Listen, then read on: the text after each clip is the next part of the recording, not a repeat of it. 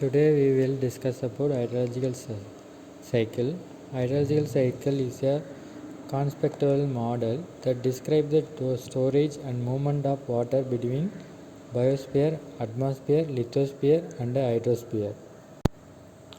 Water moves from one reservoir to another by the way of process like evaporation, condensation, precipitation, deposition, runoff, infiltration, sublimation, and transpiration, melting, and groundwater flow. The ocean supply most of the evaporated water found in the atmosphere.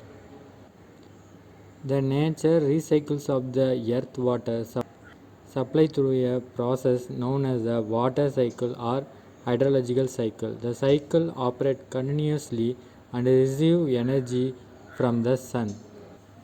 The hydrological cycle consists of inflows, outflows, and storage. The inflows add water to the different parts of the hydrological systems, while outflows remove water. The storage is the retention of water by parts of the system. Because the water movement is cyclical, an inflow for one part of the system is an outflow for another. Condensation. What is the condensation? Condensation is the cooling of water vapor until it is become a liquid. Condensation generally occurs atmosphere when warm air rises, cool and lose its capacity to hold the water vapor. As a result, excess of water vapor condenses to form cloud droplets. The upward motion that generates clouds can produced by convection in unstable air. Conversion associated with cyclones, lifting of air by front by lifting over elevated topography such as mountains. Precipitation. The moisture that falls from the atmosphere as rain, snow. Precipitation varies in amount, intensity, and form by season and geological location. These factors impact whether water will flow into streams or infiltrate into the ground. The most part of the world record are kept of snow and rainfall. This is allows scientists to determine the average rainfall for a location as well as a classify rainstorm based on duration, intensity and average return period. Evaporation. Evaporation is the phase changes of liquid water into vapor.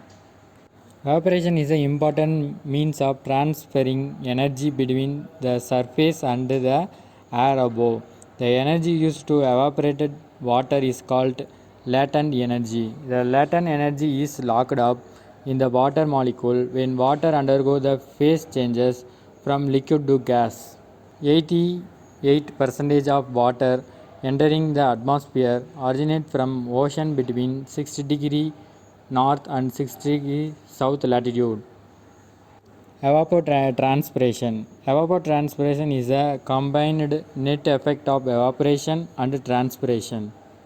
Evapotranspiration uses a large period of precipitation than the other process associated with the hydrological cycle.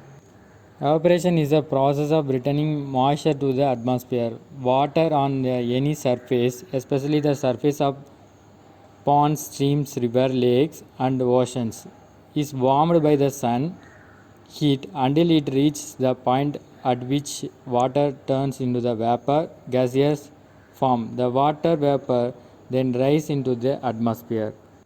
Transpiration is a process by which plants return moisture to the air. Plants take up water through their roots and then lose some of the water through the pores in their leaves. As hot air passes over the surface of the leaves, the moisture absorbs the heat and evaporates into the air. Transpiration is the evaporation of water into the atmosphere from the leaves and stems of the plants.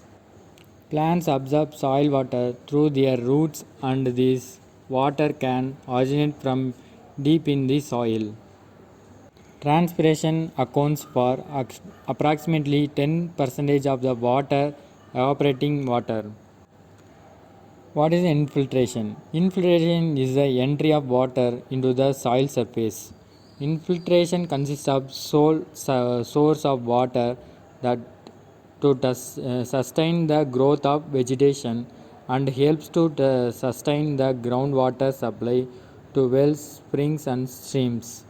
The rate of infiltration is influenced by the physical characteristics of soil, soil cover, water content of the soil, soil temperature, rainfall intensity.